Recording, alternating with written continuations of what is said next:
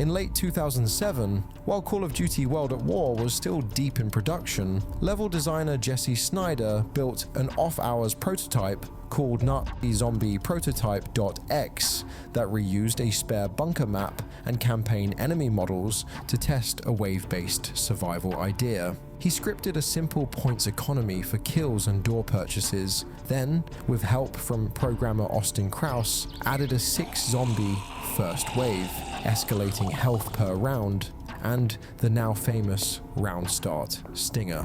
When studio head Mark Lamia discovered the unapproved mode, he nearly cut it, but ultimately allowed development to continue on one condition: it could not delay the main game's schedule. Management has asked for a small bonus co-op mode to give World at War a dash of replay value, but the core team is swamped. Snyder's first pitch, a Normandy pillbox where players repel Allied assaults from the German side, dies in the very first meeting. A week later, while scrubbing a Pacific mission, he stumbles on motion capture clips of dazed Japanese soldiers wandering after a concussive blast. Their stuttering gait looks eerily undead. In a single weekend, he swaps textures, strips their rifles, and writes a simple point script: kill to earn, spend to unlock, survive to earn more. By Monday, he has functional scoring, a looping round counter, and a rudimentary economy. 2 points per bullet hit, 50 for a headshot, 100 for a kill. Door costs scale from 500 to 1,000 points, forcing tough decisions. Open another room now, or buy a better rifle. That trade-off becomes the foundation of every attempt. Programmer Austin Krauss bolts on a 6-zombie first wave, adds health scaling, and grafts an unused end-of-level stinger to create the iconic between rounds.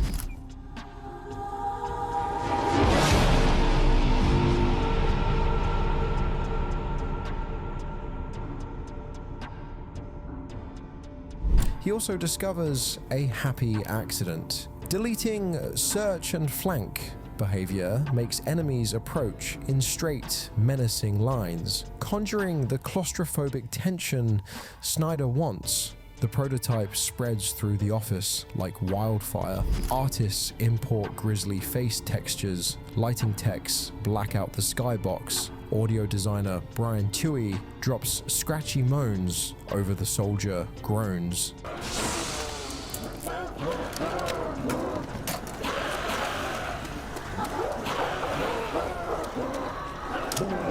When studio head Mark Lamia finally wanders over, he lasts 3 rounds before laughing. He is torn. World at War is already late, but the demo is simply too much fun. Lamia formally assigns Snyder, Krauss, and one junior artist 1 day a week plus any night hours they can spare. He warns them that QA bugs tied to zombies must not exceed 50 open issues at submission, or the mode gets cut. The challenge galvanizes the trio. They start weekend bug smash marathons, knocking out crashes and nav mesh holes in a single sitting. Colleagues dropping by with pizza become accidental playtesters, and their feedback guides the tweak list pinned to Snyder's cubicle wall. With no schedule, no budget, and almost no art time, the team cannibalizes an abandoned single-player bunker.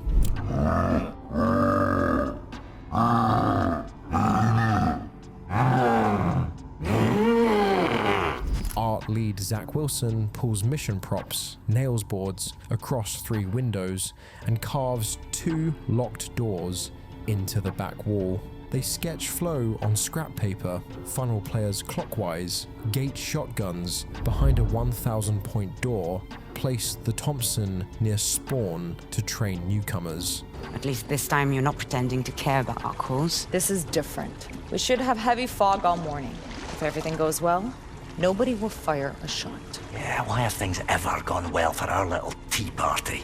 Wilson swaps baked light maps for dynamic shadows, letting flickering bulbs carve pockets of darkness that hide silhouettes until they're almost on top of the player. He slaps a looping thunderstorm outside to excuse the constant gloom and sells the bunker's loneliness with distant artillery booms. Kraus rewires the AI.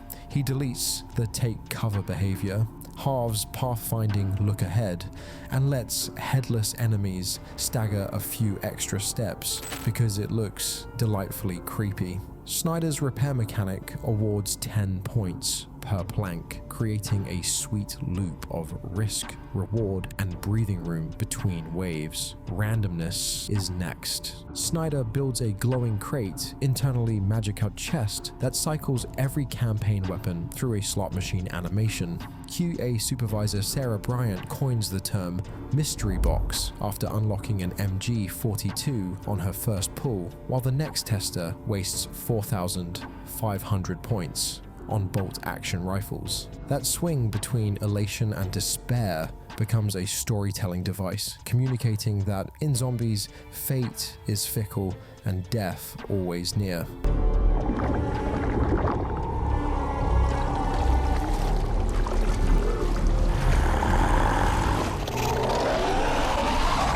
Senior artist Max Porter doodles a pulp-era ray pistol during lunch. 24 hours later, it has neon particle trails, splash damage, and a sci-fi ping-pong zap. The ray gun joins the chest at a 2% drop rate and instantly becomes the golden ticket. The mode still feels punishing. Snyder pulls a 14-hour shift and scripts 4 floating power-ups. Lacking bespoke art, he plunders the asset browser. A silver tea kettle becomes double points, a ragged crow becomes insta-kill, a sewer rat stands in for max ammo, and a spare aerial bomb serves as the nuke. Snyder also experiments with a 5th drop called Carpenter that auto-repairs every window. It's cut for time, but resurfaces in Black Ops. Proof a good idea never truly dies. Marketing refuses to promote occult Nazis in a prestige World War II shooter, so Zombies ships as an Easter egg. Finish the campaign, watch a brief zombification cutscene, and Nacht der Untoten appears in the menu. No reviewer guide mentions it, PR drafts 0 talking points. When press copies go out, only a few outlets finish the campaign in time to discover the bunker before embargo, seeding a viral treasure hunt. Still feeling optimistic, darling? Oh, I can't believe I'm saying this. I wish we were back in Germany. Fan forums melt overnight, and Treyarch issues a title update a week later so everyone can jump straight in. World at War launches on October 10th, 2008, and its hidden Nacht Zombies mode, unlocked after finishing the campaign or by entering a code, immediately stole the spotlight from competitive multiplayer. Reviewers praised it as a shockingly addictive co-op experience, and Treyarch scrambled to expand server capacity when player numbers doubled initial projections on opening weekend. The surprise success led Activision to fund an aggressive DLC schedule. Map Pack 1 arrived on 19 March 2009 and introduced Verrückt, an abandoned asylum split by a locked gate. 2 players spawn on each side and must restore power before they can reunite. The map doubled Nacht der Untoten's playable space, added sprinting zombies as early as round 5, and debuted 4 Perk-a-Cola machines: Quick Revive, Juggernog, Speed Cola, and Double Tap, alongside the first power switch objective. On the 11th of June 2009, the action shifted to a Pacific swamp with Shinonuma. Set amid mosquito-choked jungle huts, it introduced the core cast: Tank Dempsey, Nikolai Belinsky, Takeo Masaki, and Dr. Edward Richthofen, whose banter would drive the Aether storyline for years. This ain't funny, Doc. Turn around. Slowly. Do you know who I am? New threats and toys kept tension high. Lightning-fast Hellhound rounds, the spinning log flogger trap, the first moving mystery box, and the Wunderwaffe DG2 a wonder weapon that chained electricity through entire hordes. Treyarch capped the World at War season with Der Reese on 6 August 2009, a secret Group 935 factory that re-engineered zombies into a long-term progression hunt. 3 teleporters must be linked to the mainframe before the new Pack-a-Punch machine activates. Feeding a gun into the furnace for 5,000 points transforms it with increased damage, unique camos, and custom effects, an upgrade system built in a frantic 3-week sprint. Hidden radios mention Element 115, sparking community conspiracy threads and laying the foundation for the sprawling Aether lore explored in later games. Across 4 maps in less than a year,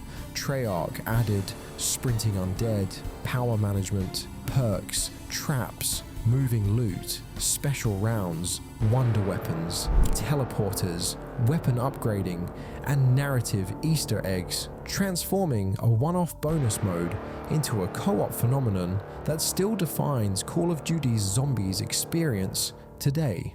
Behind the curtain, the mode still runs on the single-player AI stack. Spawners hide outside the playable space and raycast to floor nodes. If they lack line of sight, they pick another entrance, so zombies appear to hunt rather than teleport. Health rises by 100 points per round after 5. Zombies begin sprinting at round 6. Damage downs an unarmored player in 2 hits, keeping fear high.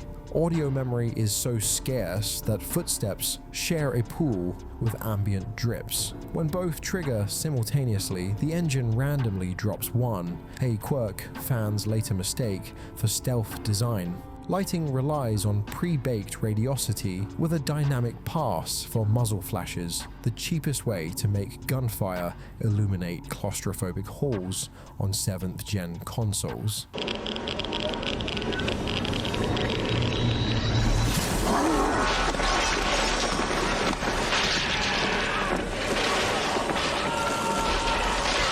The Xbox 360 audio budget is maxed. Zombie groans, bullet cracks, and that ever-present storm already fight for channels. Audio director Brian Tewey forms a tiger team that rewires the WI's mixer at 3 in the morning. They carve out a dedicated zombie bus, institute priority ducking so the ray gun never clips, and author dynamic low-pass filters that muffle everything but the heartbeat when the player is 1 hit from death. The tweak not only heightens tension, it frees 2 channels, just enough headroom to squeeze in the perk jingles. Sherwood's brief is brutal. 6 seconds, mono, 44 kilobytes per file. He spends a weekend binge listening to Andrew's sister's records, then tracks the jingles in an unused VO closet. To fake vinyl age, he runs the mix through a guitar pedal and re-records the output on a cassette dictaphone before digitizing. Singer Elena Siegman ad-libs slogans like "Quench your thirst for killing" to fill silence.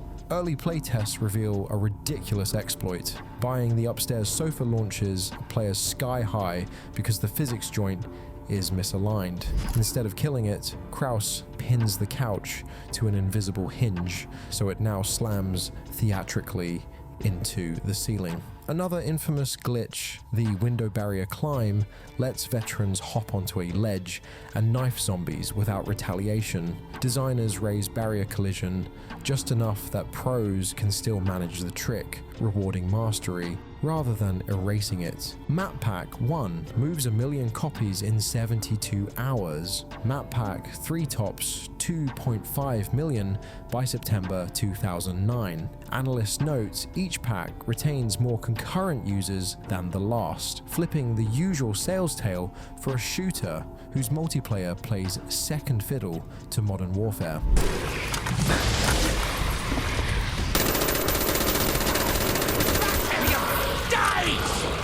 On the next earnings call, Activision cites premium co-op content as a revenue pillar and mandates a dedicated zombies team for all future Treyarch titles. DLC has become a blueprint for live ops long before the term turns trendy. In May 2011, Treyarch releases PC mod tools, Nacht, der Untoten's raw geometry included. Within weeks, the community builds GoldenEye's facility, The Simpsons' Springfield, and countless fever dream arenas. One standout custom map, Cheese Cube, replaces every surface with melting dairy textures. Another, Leviathan, is so polished that ex-Treyarch devs use it in job interviews. Many tactics, crawler farming, dog round skips, emerge here before Treyarch canonizes them. Without official leaderboards, forums like C7 Ensigns host screenshot-verified contests. Spreadsheet obsessives publish damage charts, proving the flamethrower outscales ballistics because its tick damage ignores health scaling. Early champions invent trains, log knife damage breakpoints, and formalize meta milestones. Round 13, 2 knife kills. Round 18, 1 magazine, Thompson kills. Round 23, 5 knife downs, without Juggernog. By 2012, speedrunners treat Nacht, der Untoten, like chess. They time frag grenades at windows to spawn trap early waves, memorize headshot breakpoints, and exploit wall-by ammo to squeeze every bullet's value. The solo round 30 record drops from 90 minutes to 42 as runners perfect the corner kite, a tight figure 8 that corrals zombies into a single predictable conga line. Tool-assisted runs hit round 99 in under 2 hours by abusing damage overflow and frame-perfect reload cancels. Treyarch patches the overflow but leaves reload cancelling intact, respecting the skill ceiling. Years later, those tactics inform challenge modes like Black Ops 3's Time Attack, proof that player ingenuity feeds back into design. By November 2013, World at War surpasses 15.7 million units. Internal analytics show campaign finishers spend an extra 38 hours in zombies. Lamia tells the 2015 DICE Summit that trusting the mode was lightning in a bottle and urges studios to follow the fun even when it breaks the schedule. Call of Duty Black Ops 2010 grants zombies its own front end, celebrity cameos, and elaborate Easter egg quests. Yet beneath the polish, the DNA, war buys, mystery box, perks, pack-a-punch remains unchanged. Later iterations add buildable shields, bankable points, and sprawling quest lines, but the heartbeat is still that lonely bunker, 3 windows, and a humming chest in the dark. 15 years later, Treyarch advertises a return to round-based roots for Black Ops 6, proof that a lunch break prototype endures. From a tea kettle, a crow, a rat, and a bomb to a global phenomenon, Call of Duty Zombies exists because a handful of exhausted developers chased the fun, and a studio head let them. Somewhere in an archive sits the original prototype binary, only 3 megabytes, proof that a single weekend can birth a legend. Looking back, it still blows my mind that Zombies even shipped at all. Treyarch built it off the clock, and studio boss Mark Lamia openly admits he nearly deleted the whole thing to keep World at War on schedule. If Jesse Snyder hadn't hidden that first bunker prototype in the build, and if a few folks around the office hadn't kept sneaking back for one more round, we'd have missed out on an entire slice of gaming history.